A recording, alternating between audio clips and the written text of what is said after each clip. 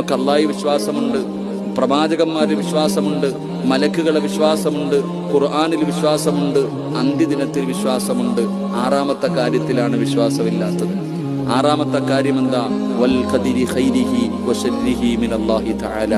നന്മയും തിന്മയും അല്ലാഹുവിന്റെ ഭാഗത്ത് നിന്ന്, ദുഃഖവും സന്തോഷവും അല്ലാഹുവിന്റെ ഭാഗത്ത് നിന്നാണ് വരുന്നത് എന്ന് നീ വിശ്വസിക്കണം. എങ്കിലേ നിന്റെ വിശ്വാസം പൂർണ്ണമാകൂ. അല്ലാഹു നമുക്ക് ഈമാൻ നൽകുമാറാകട്ടെ.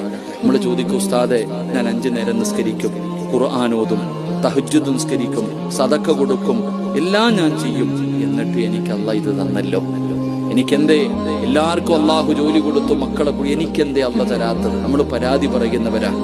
നമ്മുടെ ജീവിതത്തിലേക്ക് എൻ്റെ പ്രിയപ്പെട്ടവരെ എന്തെങ്കിലും ഒരു പരീക്ഷണം വരുമ്പോൾ നമ്മുടെ ഈമാൻ അങ്ങ് നഷ്ടപ്പെട്ടു പോകുന്നൊരവസ്ഥ.